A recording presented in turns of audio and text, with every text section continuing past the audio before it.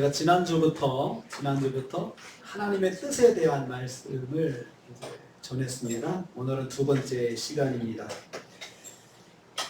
모든 사람이 하나님의 뜻을 가지고 사람이 자기 뜻을 가지고 산다고 했습니다. 사람마다 자기 뜻이 있습니다. 자기 생각이 있고 자기 계획이 있습니다. 그런데 이것은 하나님께서 사람을 창조하실 때 모든 피조물들에게 부여하신 그 하나의 품성이라 말씀드렸습니다. 그래서 네페시 하야로 만드셔서 그냥 동물들도 무감각하게 그냥 사는 것이 아니고 뭔가 계획하고 주도적으로 살 수 있게끔 하나님께서 만드셨고, 특별히 사람을 만드실 때는 코에 생기를 불어넣어 주시면서 생명을 가진 존재로서 네페시 하야, 그리고 계획을 가지고 사는 존재가 되게 하셨다라고 말씀을 드렸습니다. 그래서 사람이 어떤 계획을 가지고 생각을 가지고 사는 것은 하나님의 품성을 닮은 사람의 모습이다 라고 했습니다. 그래서 사람들이 그냥 사는 사람은 한 사람도 없습니다. 다 자기 계획과 자기 생각이 있는 것이고 자기 뜻이 있는 거죠. 그것이 사람의 본질이고 사람다운 사람이죠. 그런데 하나님께서 사람을 만드셔서 뜻과 계획으로 살게 하실 때는 거기에 하나님께서 사명을 부여하셨습니다. 그래서 하나님께 주신 사명을 감당할 때 자기 생각과 자기 계획과 자기 방법을 가지도록 하나님께서 그렇게 하셨습니다. 그래서 우리가 내 뜻을 가지고 생활하고 내 생각 가지고 생활하는 것은 그것은 하나님의 형상과 모양으로 창조된 인간으로서의 당연한 모습이다 라고 말씀을 드렸습니다. 오늘은 두 번째 시간으로 하나님의 뜻에 대해서 말씀드리려고 합니다. 갑자기 임하는 하나님의 뜻이라는 제목으로 은혜 받기로 합니다. 모든 성도에게 일어나는 일에는 하나님의 뜻이 있습니다. 하나님의 계획하신 바가 있다는 말씀입니다. 이때 하나님의 뜻의 특징은 하나님의 뜻을 받는 자의 동의를 구하지 않고 일방적으로 제시하신다는 점입니다. 하나님은 주권자로서 하나님의 뜻하신 바를 일방적으로 갑자기 주실 수가 있습니다. 주권자이기 때문에 자기 뜻대로 주실 수가 있다는 거죠. 그게 왕이 어명을 그냥 자기 생각이 있으면 내리잖아요. 그리고 그걸 받는 사람이 이것을 이제 어떻게 실행할지는 그 사람이 결정하는 거죠. 이때 하나님은 하나님의 뜻을 받을 사람의 장래를 다 아시고 행하십니다. 하나님께서 하실 때는 다 계획이 있다는 거죠. 그분의 모든 장래를 아십니까? 하나님께 있어서 시간은 과거, 현재, 미래가 없습니다. 하나님께는 영원한 현재죠. 다 보시고 있죠. 단지 우리에게만 과거, 현재, 미래가 있을 뿐입니다. 그 사람을 위한 계획 속에서 하나님의 뜻을 제시하십니다. 오늘 아브라함이 갑자기 임하시는 하나님의 뜻을 만났습니다. 아브라함이 사는 사회는 어떤 사회였고 아브라함은 어떤 삶을 살았을까요? 이 뜻을 받아들일 때에 아브라함이 살던 시대를 한번 가만히 생각을 해볼 필요가 있습니다. 우리 시대에 하나님의 뜻이 임하는 거하고 아브라함 시대에 하나님의 뜻이 임하는 거하고는 저는 상황이 많이 달랐을 거라고 생각을 합니다. 이에 대해서 세상의 역사학자의 이야기를 한번 참고해 볼 필요가 있다는 생각이 들었습니다. 세상의 역사학자, 그래서 서울대학교 동양사학과 교수였던 그 역사학자 김호동 박사라는 분이 있습니다. 이분은 역사를 전공하신 분이신데 이분이 쓴 한 역사학자가 쓴 성경 이야기라고 하는 책이 있습니다. 이 책을 참고해서 제가 아브라함 당시의 사회가 세계사적으로 어떤 사회였는지 한번 제가 소개를 좀 하겠습니다. 아브라함은 지금으로부터 약 4,000년 전의 인물로 보고 있습니다. 지금은 4,000년 전이죠. 그때 우리 한반도는 흔적이 없었습니다. 사람들이 그냥 꼬물꼬물 있긴 했지만 어떤 형태의 어떤 나라라든지 부족이라든지 부족국가, 시족국가라는 그 형태도 없었던 때죠. 그때 4,000년 전의 사람인데요. 아브라함의 아버지는 데라라고 합니다. 데라는 노아의 세 아들 중 셈의 자손입니다.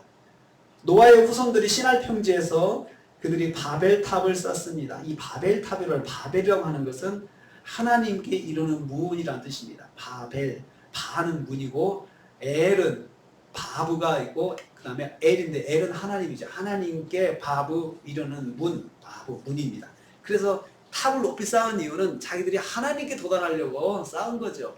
그런 그 신앙을 표현한 것입니다. 바벨탑을 쌓고 하나님의 징계로 흩어진 사람들이 갈대아 사람들의 고장인 우루라는 도시에 정착을 했습니다. 이 우루라고 하는 곳은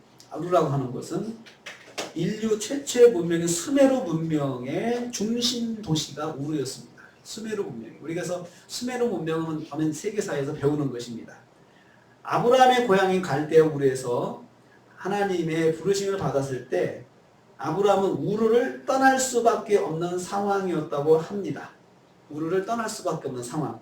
유프라데스강 하류에 위치한 우르는 기원전 3800년부터 발달하기 시작해서 기원전 2000년 전후에, 그러니까 아브라함이 떠날 때쯤 한 그 시기까지 그 발달해서 절정이었다고 합니다. 그 시기에. 아브라함이 살았던 그 시기가 아주 절정이었다고 합니다.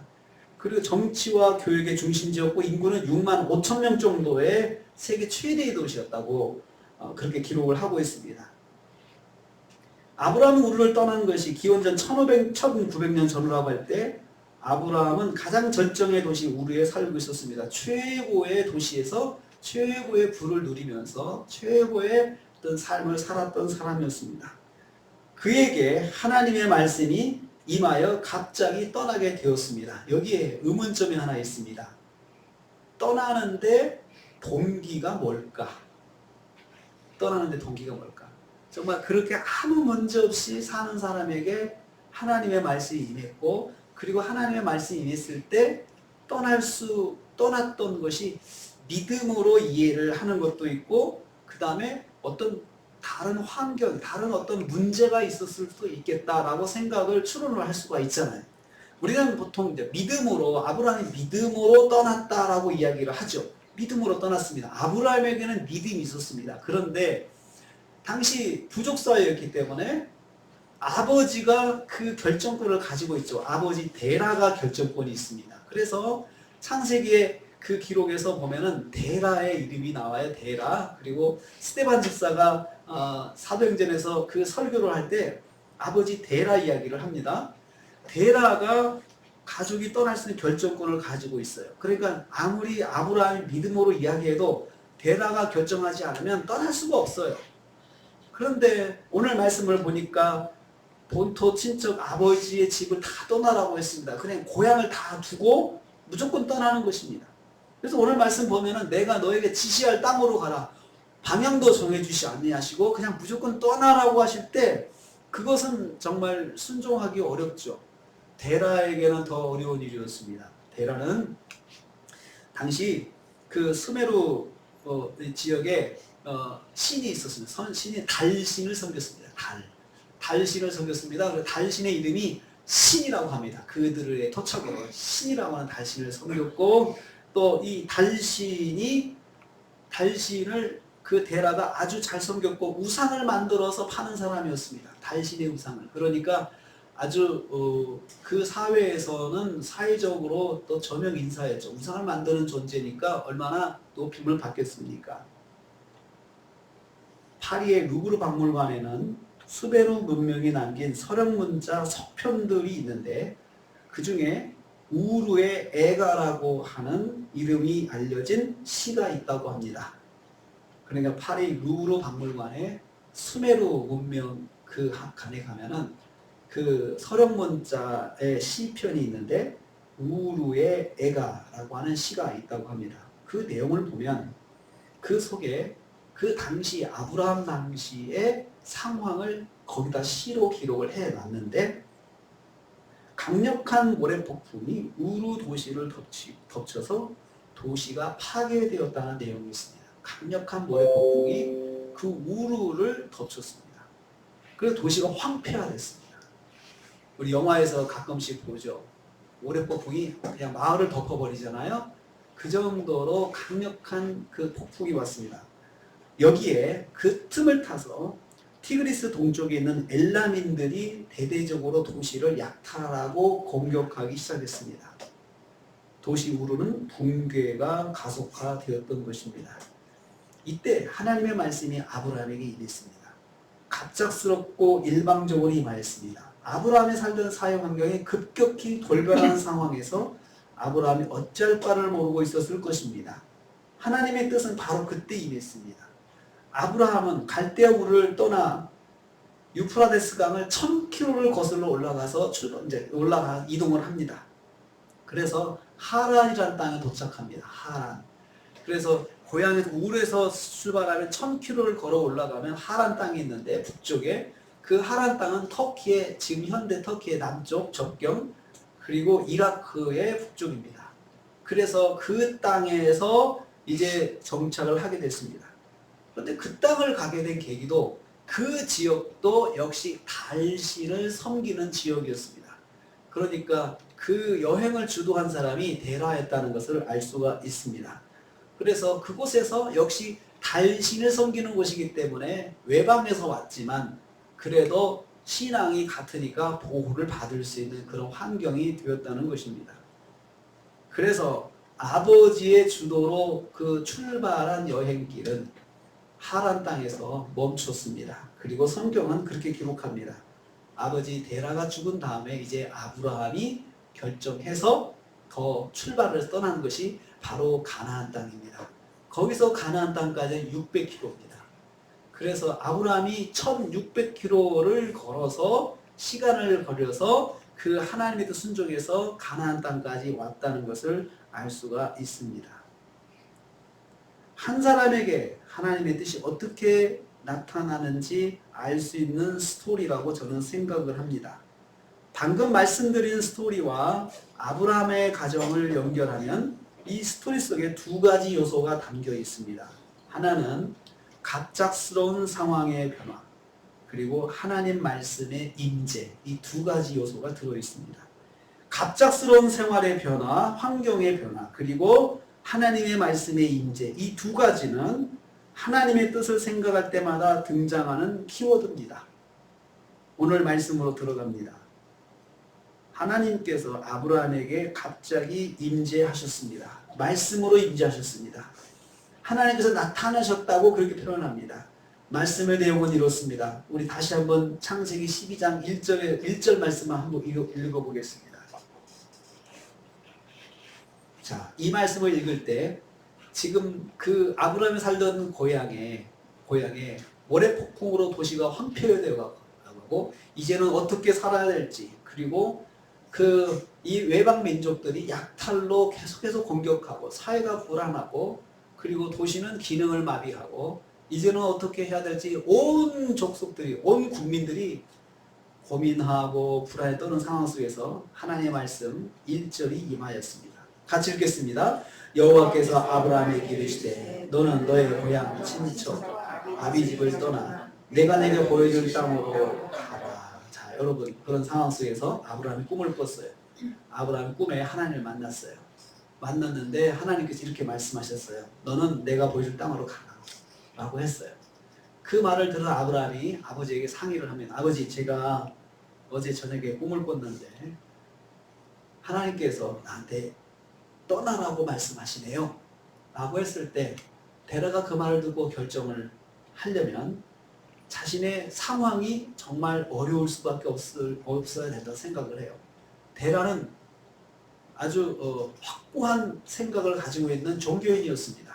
자기 자신도 달신을 섬기는 종교인이기 때문에 그 자기 도시를 떠난다는 것, 자기의 모든 특권을 다 버리고 그리고 이 신전에서의 특권들 다 버리고 떠난다는 것은 아버지 데라에게 있을 수 없는 일입니다. 그런데 상황이 그렇게 된 거죠.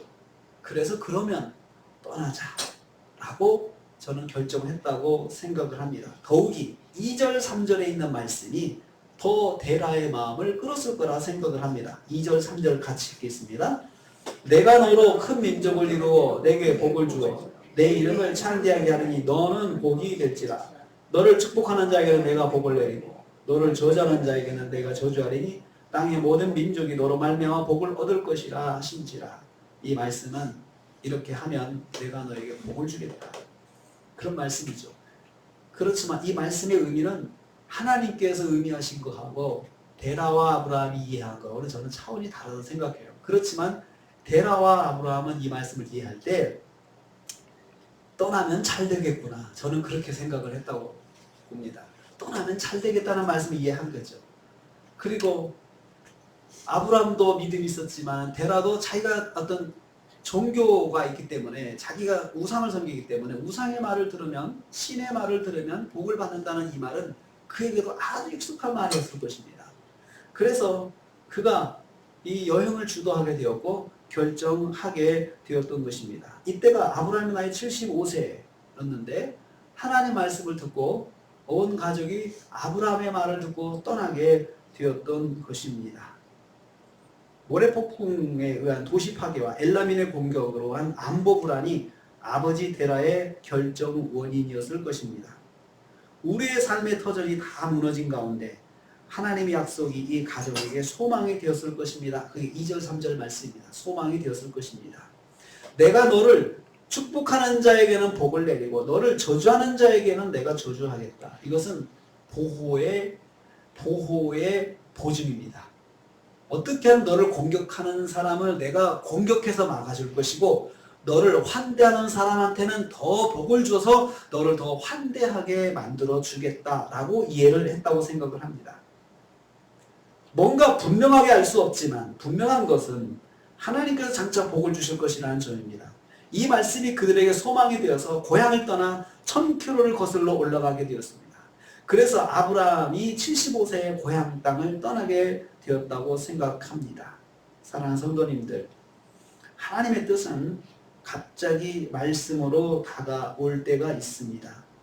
내가 직접 들은 말씀이든지 다른 사람을 통해서 전해준 말씀이든지 관계가 없습니다. 하나님의 말씀은, 하나님의 뜻은 말씀으로 오실 때가 있습니다. 성경 말씀을 통해서 내가 들은 말씀, 또 다른 사람이 전해주는 말씀을 통해서 올 때가 있습니다. 내가 알아듣지 못할 때 다른 사람을 통해서 알게 하십니다. 이때 상황은 내가 말씀에 귀를 기울이도록 이끌어주는 역할을 합니다. 고집스럽게 우상을 섬기고 우상 제작으로 생업을 유지하던 아브라함의 아버지의 삶을 멈추고 하나님 말씀에 귀를 기울이게 된 것은 바로 국가적 재난이었습니다. 우리의 신도, 우리를 보호해주지 못하는구나. 나름대로 흔들리는 회의감이 있었을 것입니다. 더 이상 생업이 이루어지기 어려울 정도의 재난과 전쟁이 아브라함의 아버지 데라의 관심을 하나님의 말씀에 두게 하였던 것입니다. 내가 만난 상황은 우연은 없습니다. 성경 말씀에 하늘에 날아가는 새조차도 우연히 떨어지는 법이 없다고 말씀했기 때문입니다. 하나님이 허락하셔야 땅에 떨어지는 것이라고 했습니다. 마태복음의 말씀입니다. 내가 살면서 만나는 모든 상황에는 하나님의 뜻이 있습니다. 인생을 사는 한 걸음 한 걸음이 하나님의 뜻 가운데 있음을 알아야 합니다. 하루하루가 하나님의 뜻이 있음을 알아야 합니다. 그래서 모든 성도는 하나님의 뜻에 민감해야 합니다. 신앙생활하면서 의식해야 할 것이 바로 하나님의 뜻이기 때문입니다. 믿음 생활이 하나님을 믿는 것이고 하나님을 믿는 것은 하나님의 뜻을 민감하게 의식하는 삶이기 때문입니다. 내가 하나님을 믿기로 했으면 또 하나님 믿는 신앙생활을 하기로 했으면 그때부터 하나님의 뜻, 하나님의 계획, 하나님의 생각, 하나님의 의도 이것을 민감하게 생각해야 합니다. 하나님께서 나를 위해 계획하시는 것입니다. 그러나 정확하게 말하면 하나님께서 하나님을 위해서 성도를 사용하시는 것이다 라고 볼 수가 있습니다. 하나님의 뜻에는 두 종류가 있습니다. 일반적인 하나님의 뜻이 있고 특별한 하나님의 뜻이 있습니다. 일반적인 하나님의 뜻은 성경을 통해서 이미 공식화된 것입니다. 십계명의 말씀이 하나님의 뜻입니다. 모든 성도들이 적용하며 살아야 하는 하나님의 뜻이 바로 십계명의 말씀입니다. 일반적인 하나님의 뜻은 성경을 통해서 깨달을 수 있습니다. 이미 공식화되어 있어서 물어볼 필요가 없습니다. 내가 성경을 읽을 때 깨달을 수 있습니다. 이미 다 공식화되어 있는 거죠. 예를 들면 이웃을 돕는 일, 하나님의 뜻인지 물어볼 필요가 없습니다. 자, 내가 저 사람을 도우라는 마음이 생겼어요. 그러면 그것이 하나님의 뜻인가? 물을 필요가 없습니다. 이미 공식화되어 있는 것이기 때문에 그렇습니다. 일반적인 하나님의 뜻입니다. 이웃을 돕는 일에 어떤 분들은 은사를 받아야 된다고 생각하는 분이 있습니다. 은사 있는 사람만 이웃을 돕는 것이 아닙니다. 모두가 해당되는 것입니다. 그러나 전문적인 일로 부르심받은 분들이 있습니다. 그분들은 이웃 돕기를 조직화하는 일을 하고 또 그 일을 통해서 또 더 주도적으로 일하게끔 사역자로 부르심 받은 사람들, 그 사람들은 은사가 필요합니다. 그렇지만 일반적으로 누구를 도와야 된다, 이것은 은사가 필요 없습니다. 하나님의 뜻입니다. 하나님 믿는 사람은 당연히 순종하면서 살아야 되는 것입니다. 특별한 하나님의 뜻이 있습니다. 오늘 말씀에 등장하는 아브라함의 경우입니다. 하나님께서 특별한 계획이 있으셔서 하나님의 일을 위해서 사용하시겠다고 하시는 것입니다. 이 부르심에는 크게 두 가지가 있습니다. 구원의 부르심과 사명의 부르심이죠. 구원의 부르심은 특별한 부르심입니다. 영원 구원의 부르심입니다. 이 일은 그동안의 삶을 내려놓고 하나님을 섬기는 믿음으로 돌아가서 믿음의 삶으로 돌아서는 1세기의 가장 중요한 순간입니다. 특별한 부르심이죠. 하나님을 믿지 않던 사람이 하나님을 믿게 되는 것은 특별한 부르심입니다. 왜냐하면 지금까지 삶의 모습에서 이제 하나님 믿는 사람으로 바뀌겠다는 거거든요.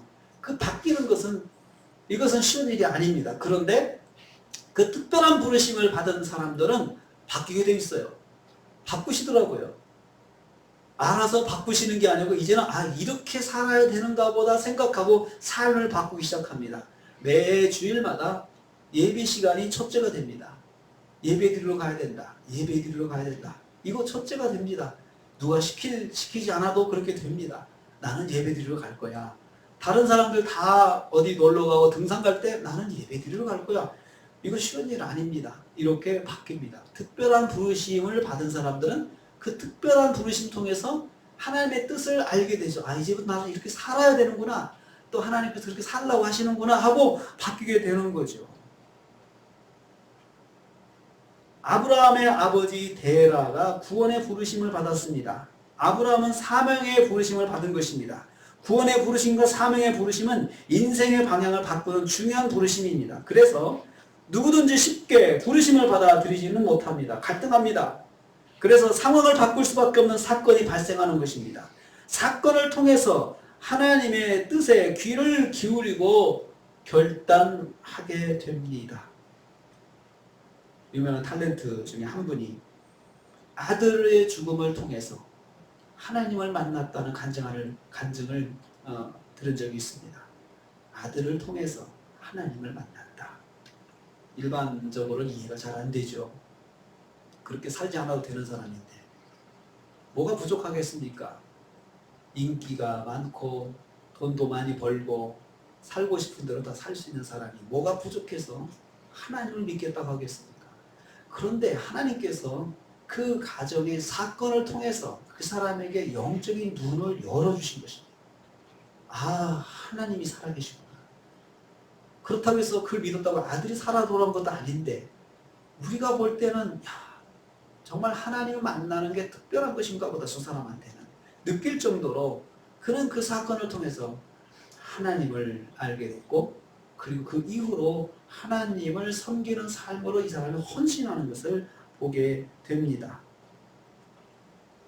그래서 누구든지 부르심은 쉬운 것이 아니라는 것을 알아야 됩니다. 내가 구원의 부르심 받았을 때 그건 쉬운 일이 아닙니다. 그냥 알겠습니다, 믿겠습니다, 될 일이 아니라는 거죠.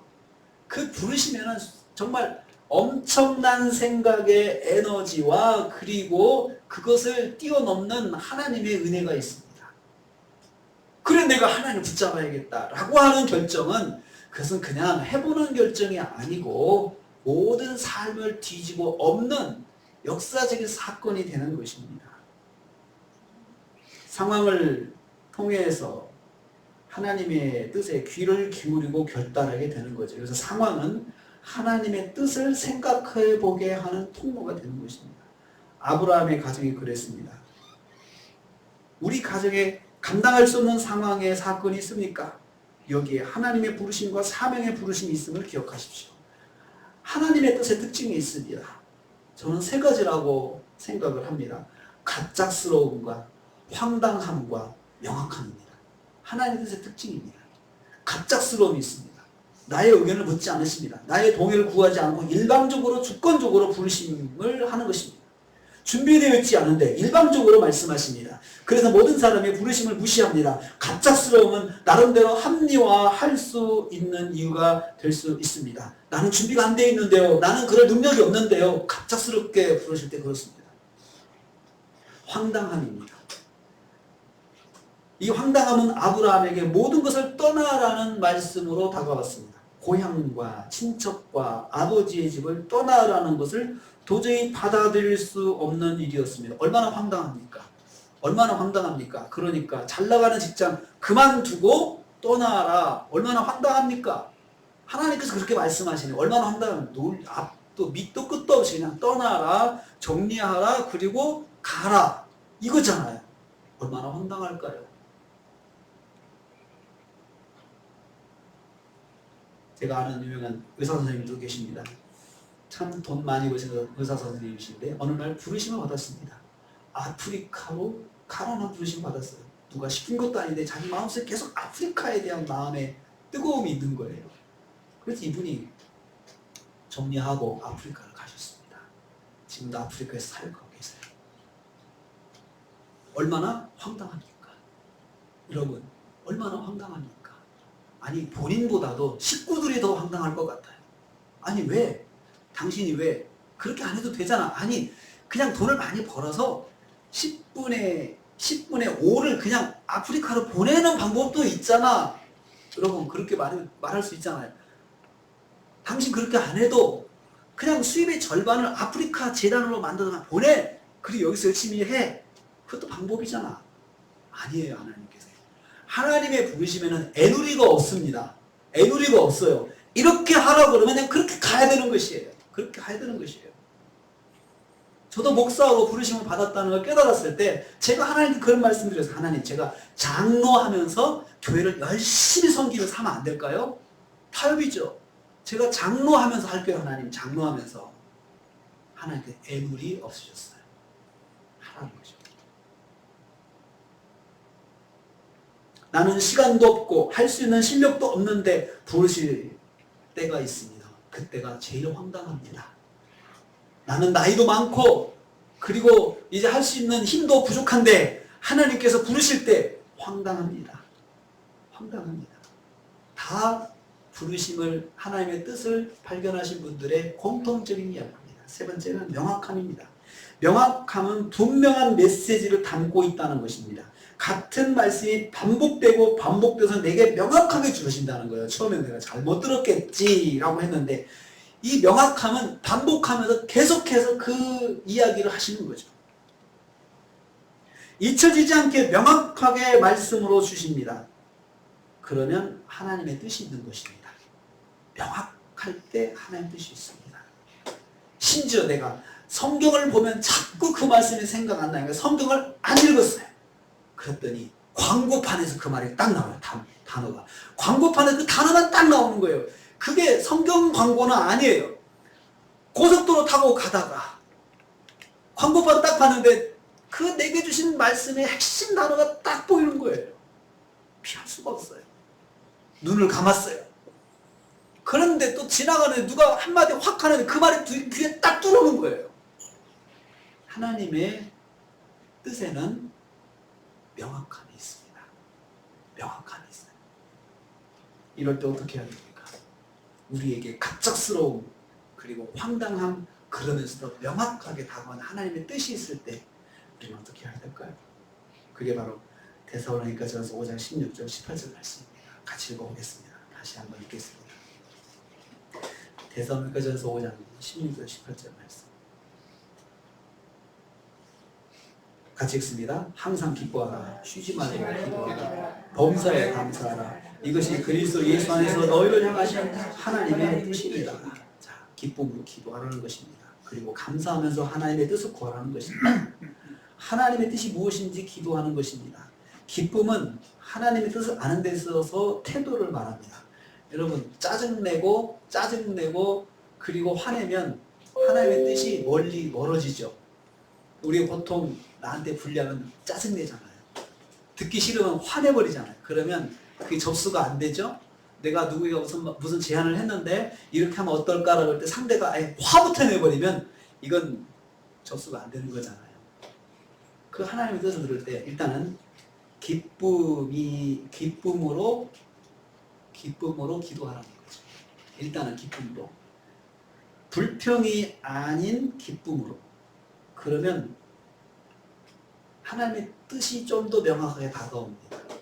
그런데 내가 불평을 해버리면 하나님 뜻과 멀어집니다. 불평을 하면. 아니 내가 왜 그것을 해야 됩니까? 불평하면 그 뜻과 멀어지죠. 하나님의 뜻을 알 수 없게 만드는 마음의 환경이 바로 불평입니다. 하나님의 뜻을 알 수 없게 하는 환경이 불평입니다. 기쁨은 하나님께 마음을 여는 것입니다. 하나님 뜻이 있으시군요. 그런데 제가 뭔지는 모르겠어요. 좀 알려주세요. 라고 이걸 반갑게 맞이해야 되는 것이죠. 하나님의 뜻이 있으시겠다는 기대감으로 눈을 하나님께 두는 것입니다. 그리고 만난 상황을 가지고 하나님께 기도하는 것입니다. 하나님, 제가 이런 일을 만났는데 하나님의 뜻이 무엇입니까? 묻는 것입니다. 하나님, 제게 무슨 말씀을 하시려고 하는 것입니까? 기도하시는 겁니다. 그리고 감사하는 것은 하나님을 신뢰하는 것을 표현하는 것입니다. 하나님께 자신이 만난 일을 감사하는 것입니다. 하나님 자신에게 주신 말씀을 감사로 받아들이는 것입니다. 모든 일에 하나님의 뜻이 있으니 감사하는 것입니다. 하나님 감사합니다. 그런데 제가 여기서 하나님은 저한테 뭘 말씀하시려고 합니까? 저는 감사한 마음이 있습니다만은 도대체 무슨 말씀인지는 모르겠습니다. 이렇게 솔직하게 말씀을 드리면 됩니다. 대화하시듯이. 그러면 하나님의 뜻을 알 수 있습니다. 하나님의 뜻에 내가 들어가게 되는 것입니다. 사랑하는 성도님들, 모든 일에 하나님의 뜻이 있습니다. 어떤 분은 하나님의 특별한 뜻 가운데 부르심을 받은 분이 있습니다.